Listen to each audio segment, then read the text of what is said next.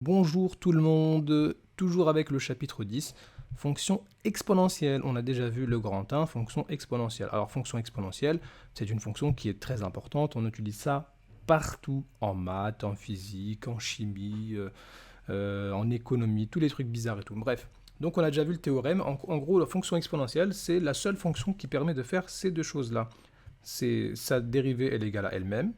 Et puis l'image de 0, ça fait 1. Voilà, exponentielle de 0, ça fait 1. Donc on a déjà vu les propriétés ici. Voilà, c'est sympa. Exponentielle d'une addition, ça fait une multiplication d'exponentielle. Exponentielle avec un puissance moins, ça devient une division. Exponentielle avec une soustraction, ça devient une division ici. Et puis exponentielle n fois x, le n il est en puissance. Ok, génial. Bon, on s'était un peu amusé avec les simplifications. Ça marche. Ouais, c'était bien drôle ça. Hein. Ensuite, on a fait quoi? Ensuite, on a fait... Ouais, ça, je vous ai fait des plagiats du livre, hein, parce que maintenant, vous avez le livre, donc je peux plagier sans problème. Un truc avec les suites, ça, on a vu dans la première vidéo. Les exercices à faire, j'espère que voilà, vous vous êtes bien amusés. Et voilà, je vous avais mis la correction. Hein, de toute façon, je vous mets la correction à chaque fois sur Pronote. Voilà, ok. Ah, grand 2, ok. Étude de la fonction exponentielle. Tout d'abord, la fonction exponentielle. Est-ce qu'elle est positive, négative, égale à 0?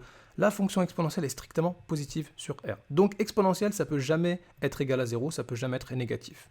Ok, c'est une fonction qui est toujours positive strictement.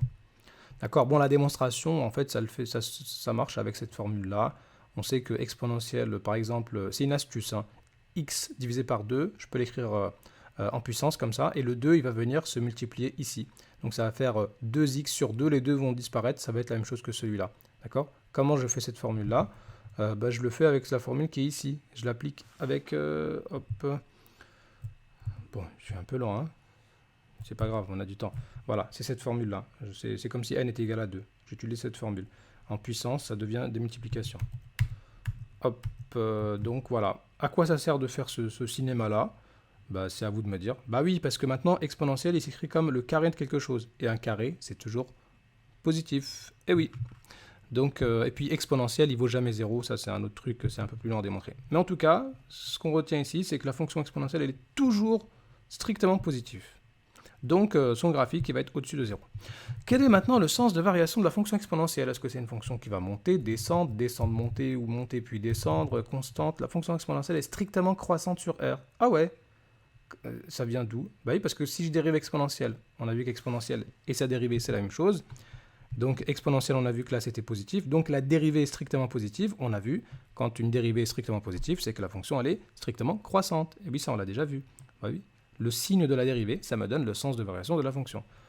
Voilà, donc maintenant on sait deux choses, la fonction exponentielle elle est toujours strictement positive, et puis elle est strictement croissante. Le graphique, je sais que vous attendiez ça depuis longtemps, génial. Voilà à quoi ressemble la fonction exponentielle.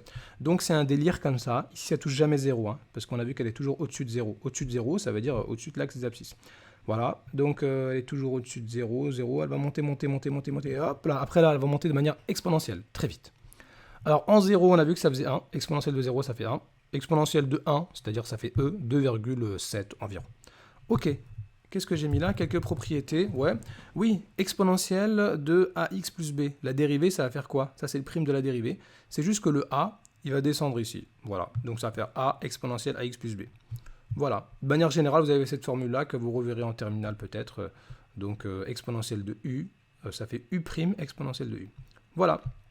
Donc la dérivée d'exponentielle, c'est elle-même, mais pas quand j'ai des choses ici bizarres. Hein. Quand il y a des choses bizarres, il faut le a qui est à côté du x, il va descendre. Qu'est-ce qu'on a d'autre maintenant? C'est quoi ça? Les fonctions exponentielles moins xt. Voilà, ok. Donc ça, c'est des fonctions exponentielles de ce type-là. C'est exponentielle. Si je mets un moins ici, qu'est-ce qui va se passer comparé à si je mets pas un moins? Bah, si je mets un moins, le sens de variation, il va changer, tout simplement. Ok, donc ça, c'est pris du livre. La fonction exponentielle, on l'a vu, c'est dans ce sens-là. Voilà, c'est quelque chose qui va monter. Mais si je mets un moins en haut, là, en puissance, c'est le contraire. C'est une fonction qui va descendre comme ça. Hop, ça va descendre. D'accord? Puis ça se démontre, hein, si je dérive ça, voilà, si je dérive cette fonction-là, bah, ce qu'il y a en puissance ici, là, je vais prendre la dérivée et je vais mettre en bas. Donc la variable ici, c'est t. T, c'est comme si c'était x.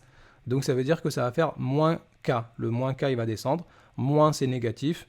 Donc on sait qu'exponentielle, c'est toujours positif, donc ça va faire négatif. C'est pour ça que le sens de variation, hop, ça descend. Bref, en gros, les fonctions exponentielles avec une puissance négative, La tête, c'est ça ressemble à ça, un truc qui va descendre comme ça. Et quand c'est positif, bah, c'est comme on a vu en haut, c'est un truc qui va monter dans ce sens-là. Hop, voilà, c'était une petite remarque sur quelques transformations de la fonction exponentielle. Qu'est-ce que j'ai mis après? Voilà, j'ai un peu copié le livre. Oui, un petit exercice. Allez, donc je vous cache la correction. Soit f est la fonction définie sur R par 2x plus 3 fois exponentielle x. Déterminer la fonction dérivée de f. Ouais, ça va. Dresser le tableau de variation de f sur R. Ouais, ok. Alors, pour dériver ça, comment on fait déjà pour dériver ça? Ah oui, il faut poser u égale cette première parenthèse, v égale cette parenthèse-là. Vous êtes obligé de faire uv, sinon vous allez, voilà, vous allez perdre. Bon, ici dans le livre, dans la correction, ils ont osé ne pas faire uv. S'ils les attrapent, ça va être chaud pour eux, parce qu'ils font les grands.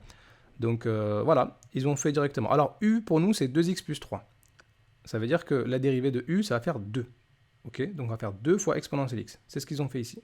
Après, ils vont faire u fois v'. Alors v, c'est exponentiel, v', c'est aussi exponentiel. Donc ça va faire 2x plus 3 fois exponentielle. Ok, ils ne se sont pas trompés, c'est bien. Mais après, ils ont fait quoi? Ah oui, ils ont factorisé par exponentielle. Génial, on factorise par exponentielle et on remet 2 plus 2x plus 3. Donc attendez, je regarde pas, ça fait quoi? 2x plus 5. Oui, bingo, génial. Ok, donc f' c'est égal à, parenthèse, 5 plus 2x exponentielle x. Trouver le tableau de variation, ça a quoi à voir ça? Ah mais oui, il faut que je trouve le signe de la dérivée. F'. Donc le signe, comment je trouve le signe de ça? Exponentielle, on a dit, c'est toujours positif, donc le signe ne va dépendre que de cette parenthèse. Est-ce que c'est ce qu'ils ont mis? On sait qu'exponentielle toujours positif, donc f' est du signe de... Oui, génial. Comment je trouve le signe de cette fonction-là? 5 plus 2x. Bah ça c'est facile, hein, on résout supérieur à 0. Eux ils le font pas parce qu'ils considèrent que c'est bon, hein, ça c'est un truc qu'on voit en seconde. Pour trouver le signe de 5 plus 2x, on fait 5 plus 2x supérieur à 0, on fait passer le 5 de l'autre côté, ça fait moins 5, on divise par 2, ça fait moins 5 sur 2, moins 2,5. Ok, donc c'est positif si je suis plus grand, donc ça fait moins plus. Ok, ça on l'a déjà fait plein de fois de toute façon. Hein. Ok, après on peut aussi considérer que ça c'est une fonction affine. Donc fonction affine c'est une droite soit elle va monter, soit elle va descendre. Une droite, pour savoir si elle monte ou pas, je regarde le coefficient directeur, c'est-à-dire 2. 2 c'est positif, c'est une droite qui monte. Quand je monte, je suis d'abord en bas, et après j'arrive en haut. En bas, c'est les moins, en haut, c'est les plus. Voilà, c'est une deuxième manière de faire. Donc f' ça fait moins plus, en moins 2,5 ça fait 0, ça veut dire que ma fonction elle va descendre, elle va monter. Et ici je le calcule, je fais f de moins 2,5, c'est ce qu'ils ont fait. Voilà, donc ça c'est un petit exercice sympa, je vais vous donner un truc qui ressemble après. Qu'est-ce que je vous ai mis encore? Identifier, qu'est-ce que c'est que ça? Dans le repère ci-contre. On a représenté graphiquement les fonctions. Voilà. La variable, c'est t, des fois c'est x, hein, mais ça marche aussi. Exponentielle moins 0,8t, exponentielle 0,3t. Ah, donc, ok, là c'est cache-cache, il faut deviner quelle est la fonction qui correspond à quelle courbe. Déterminer les variations de chacune, identifier les courbes. Ok, bon, déjà je sais tout de suite que quand il y a un nombre négatif, bah, le sens de variation il va être contraire. D'habitude, c'est un truc qui va monter, exponentielle, c'est croissant. Donc évidemment, celle qui est en rouge là, c'est celle-ci, celle qui est en bleu, c'est celle-là. Ok. Bon, eux, ils ont détaillé un peu plus, je crois. Donc, ils ont posé f, cette fonction. Ils ont dérivé le moins 0,8, il tombe. Ça veut dire que ça, voilà. Exponentielle, on sait que c'est toujours positif. Par contre, moins 0,8, c'est négatif. Donc, ça veut dire que f' est négatif. Donc, la fonction est décroissante. Ils l'ont démontré avec le sens de variation. Ok, ça marche. Pour le deuxième, ils l'ont appelé g de t. Ils ont dérivé. Qu'est-ce qui tombe ici en dérivant? Bah, c'est le 0,3 qui tombe. Hein. D'accord. Alors, ce truc qui tombe là, c'est pas un truc qui tombe du ciel, justement. Hein. Je vous l'ai mis la formule, hein. Je vous remets ici. C'est ça. Exponentielle, quelque chose ici. Bah, je dérive ce qui est en haut. La dérivée de ax plus b, c'est a. C'est pour ça que c'est le a qui tombe. Hein. D'accord. Donc, je reviens ici. Voilà, ils ont pris la dérivée de ce truc-là. 0,3 qui tombe. Exponentielle positive, 0,3 positif. Tout est positif. Ça veut dire que cette fonction-là, on s'attend à ce qu'elle soit croissante. C'est pour ça que c'est bien la courbe bleue. Ok. Est-ce qu'il n'y a pas autre chose? Voilà, maintenant les exercices à faire. Alors, je vous ai mis 3 exercices. Je vais dézoomer un petit peu. Hop. Voilà. Premier exercice, c'est la fonction moins 3x fois exponentielle moins 4x plus 7. Montrer que f... Alors, j'ai été sympa, je vous ai donné la dérivée. Il faut juste me montrer que la dérivée, c'est ça. Ok. Alors, il va falloir factoriser par exponentielle, comme on a fait dans l'exemple précédent. Et ensuite, on trouve le sens de variation. C'est facile. 2. Déterminer le tableau de variation de la fonction. Bah, vous faites pareil, hein, sauf qu'après, il y aura un gentil delta qu'il faudra faire après avoir factorisé par exponentielle x.